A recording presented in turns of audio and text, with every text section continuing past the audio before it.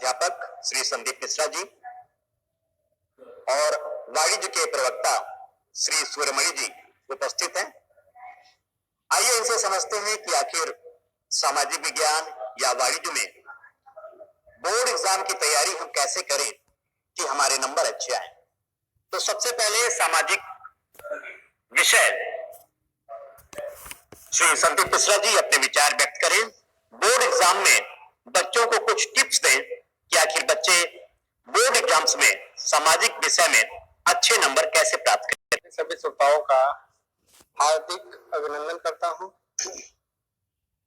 Social science एक ऐसा subject है जिसमें एक सब्जेक्ट नहीं बल्कि 4 सब्जेक्ट्स का ग्रुप होता है, जिसमें हिस्ट्री, जियोग्राफी, सिविक्स और इकोनॉमिक्स को सम्मिलित किया जाता है। तो बच्चों, आपने देखा कि सर ने बताया कि सामाजिक विषय में इतिहास, भूगोल, नागरिक शास्त्र और अर्थशास्त्र, इन 4 सब्जेक्ट का जो संगम है, ये चारों सब्जेक्ट मिल करके सोशल साइंस या सोशल स्टडीज बनाते हैं। इसमें आपको बहुत ध्यान से तैयारी करनी है, खास करके हिस्ट्री की, ज्योग्राफी की, सिविक्स की और इकोनॉमिक्स की। इकोनॉमिक्स एक ऐसा सब्जेक्ट है जो कॉमर्स यानी वाणिज्य के अंतर्गत भी आता है और हमारा सौभाग्य है कि हमारे बीच वाणिज्य विभाग के प्रवक्ता सूर्यमणि जी मौजूद हैं। सूर्यमणि जी, बोर्ड एग्जाम में बच्चे कैसे लिखें, कैसे तैयारी करें, क्वेश्चन नंबर कैसे लिखें, आंसर कैसे लिखें, क्या क्वेश्चन लिखना जरूरी है, इसके बारे में बच्चों को दिशा निर्देश दें कि आखिर उनके नंबर वाणिज्य में, कॉमर्स में अच्छे आए। ऑफिस जाती हो या पार्टी? इतना लेट? आंटी, काम पे हो जाता है लेट। ये नौकरी छोड़ो या ये घर छोड़ो?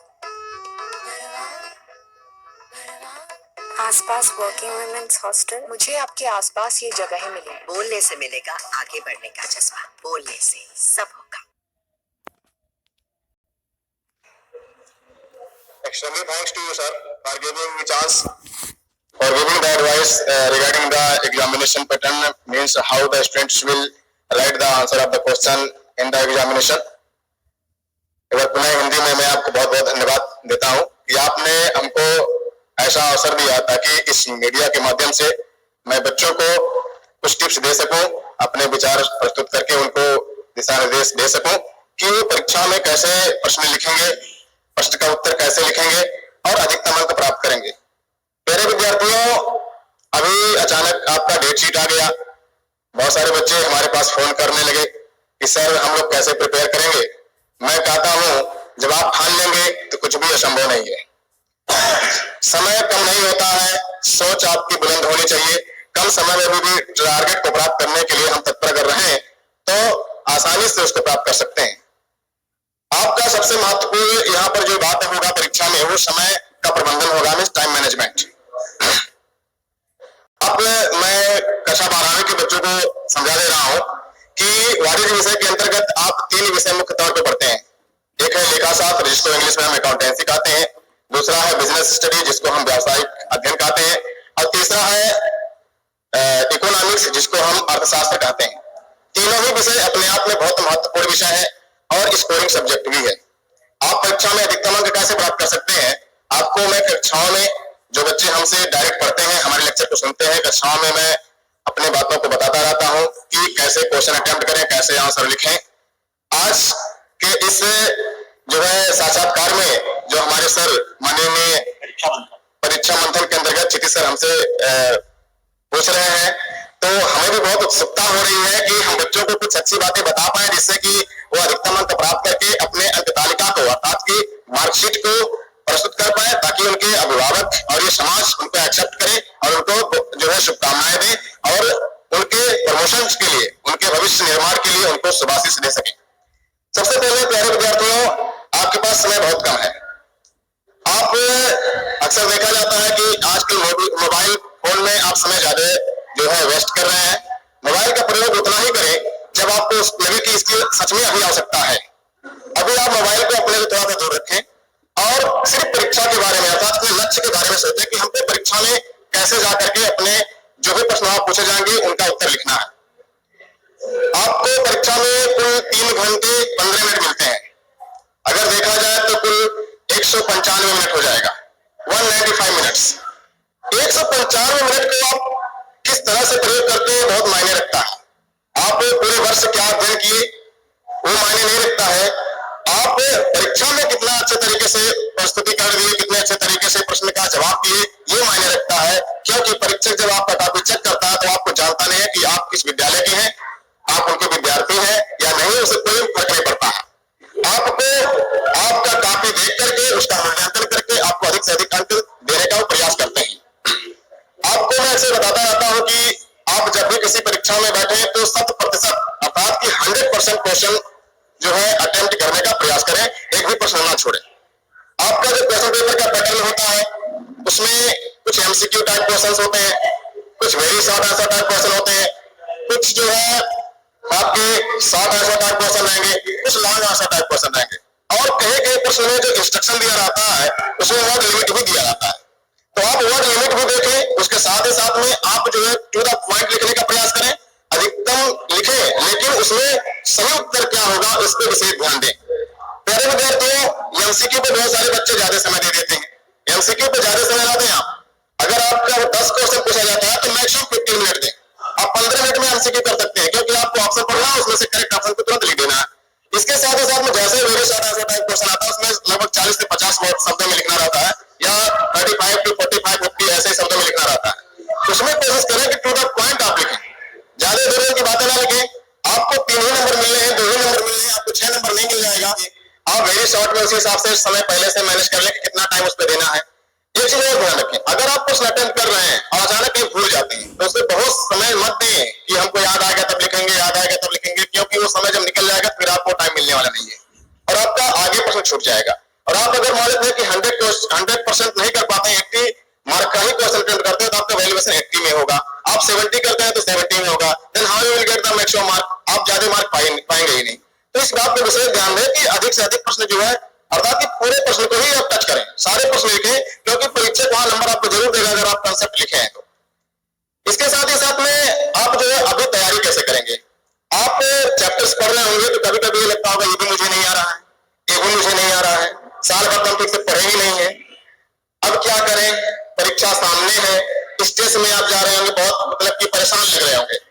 मैं कह रहा हूं परेशान से होने से कोई भी समस्या का हल नहीं होने वाला है। आप परेशान होंगे, परेशानी बढ़ जाएगी।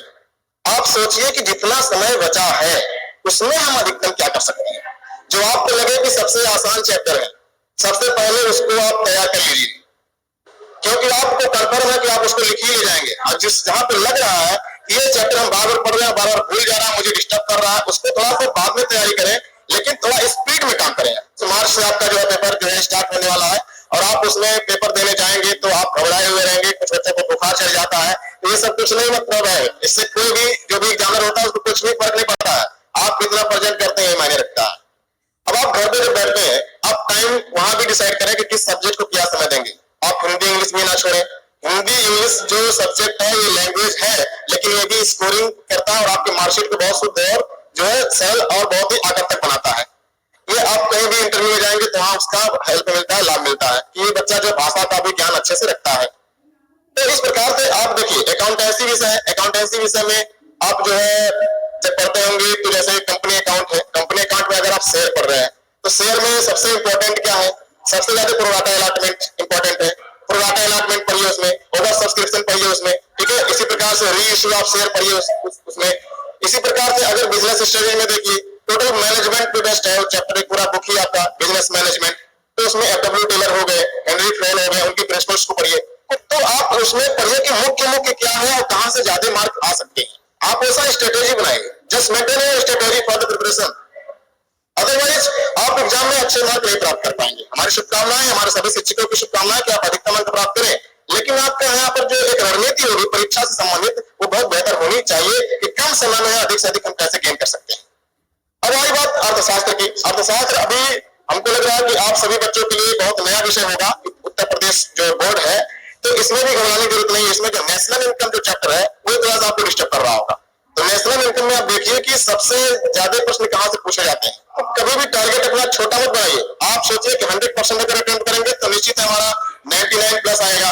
तो 99 अगर सोचेंगे तो 85 प्लस तो आ ही जाएगा, 90 प्लस तो आ ही जाएगा। निश्चित आप उसी के आसपास रहेंगे, लेकिन सिर्फ सोचने से नहीं होगा, आपको प्रयास करना होगा। बहुत अच्छी जानकारी कॉमर्स के लिए।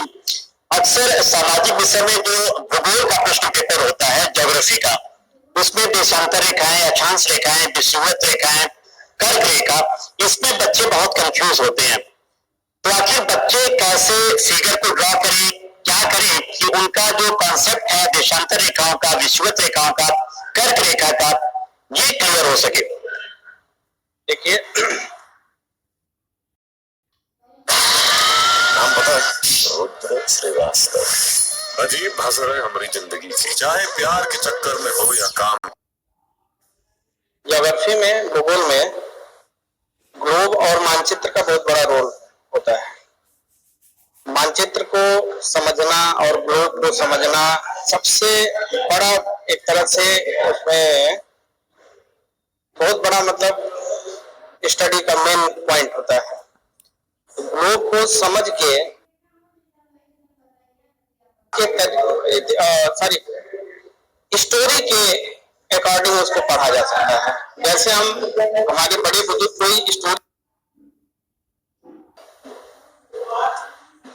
तो संगीत सर ने बताया ईसा के जन्म के बाद AD, ईसा के जन्म के पहले BC या BCE, बिफोर क्राइस्ट या बिफोर क्राइस्ट एरा। एक चीज और आपको बहुत ध्यान देना है, सेक्शन होते हैं क्वेश्चन पेपर में बोर्ड के, section A, section B, section C, section D, section E, खास करके सामाजिक विषय के पेपर में। भूगोल का अगर पेपर, भूगोल के क्वेश्चंस हैं तो सेक्शन A में है, इतिहास के हैं तो सेक्शन B में है, नागरिक शास्त्र के हैं तो सेक्शन C में है। जब इसका आंसर आप कॉपी पे लिखेंगे तो सेक्शन के साथ लिखेंगे। यदि आप सेक्शन के साथ नहीं लिखेंगे तो जो एग्जामिनर हो वो कंफ्यूज हो जाएगा, और जब कंफ्यूज हो जाएगा तो आपके नंबर, आपने तो सही लिखा, लेकिन यदि आप सेक्शन में लिखेंगे, क्वेश्चन का जो प्रॉपर सीक्वेंस है वो नहीं लिखेंगे, उसका नंबर नहीं लिखेंगे।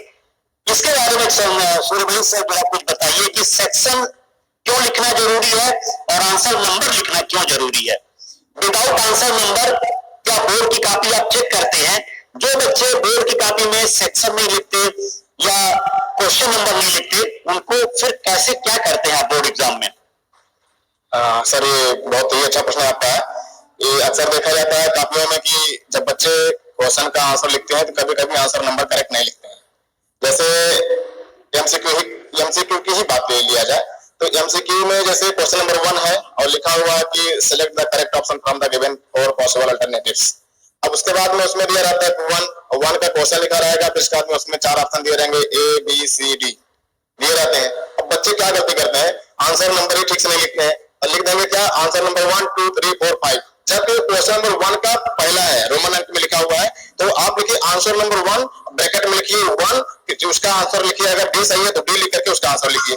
तो इस हिसाब से जो मार्किंग होती है बहुत बेहतर तरीके से एग्जामिनर कर पाता है। अगर मान लेते हैं कि अभी जैसे वेरी शॉर्ट में अगर हम चले जाए, वेरी शॉर्ट में अब जैसे क्वेश्चन नंबर 1 लिखे हैं तो उसमें करीब 10 क्वेश्चन मान लेते हैं और फिर वेरी शॉर्ट में फिर तो दूसरा क्वेश्चन शुरू हो जाता है, मींस क्वेश्चन नंबर 2, क्योंकि 1 में वो सब 1, 2, 3, 4 जो रोमन अंक में लिखे हुए हैं। ठीक, तो वेरी शॉर्ट आंसर टाइप जो क्वेश्चन है उसमें अगर 2 से शुरू हुआ तो बच्चों को लिखना चाहिए, हेडिंग डाल देना चाहिए पर कि वेरी शॉर्ट आंसर टाइप अगर लिखना चाहते हैं तो लिख दीजिए, नहीं तो लिखिए आंसर नंबर 2। फिर इसके बाद में जैसे मान लेते हैं पूछा जा रहा है, मान सपोज दैट कि इकोनॉमिक्स का पेपर है, पूछा जा रहा है what do you mean by economics and what is the importance of study of economics for the Indian economy. ठीक है, कि भारतीय अर्थव्यवस्था के लिए अर्थशास्त्र के अध्ययन का क्या महत्व है। तो आप जब लिखते हैं आप एक कोशिश किया करिए कि आप जो आंसर शीट होती है, आंसर शीट के एकदम बीचों बीच आंसर नंबर लिखा करिए। जैसे मेल जो पेपर होता है एकदम बीच में लिखिए, तो इससे क्लासिफिकेशन ऑफ द आंसर्स पता चल जाता है कि ये पहले का क्वेश्चन का आंसर है, ये दूसरे का है, ये तीसरे का है।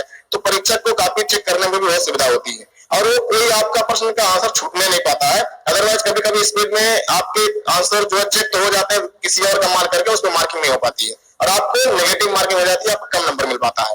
तो इस प्रकार से इन सभी बातों का विशेष ध्यान देना चाहिए।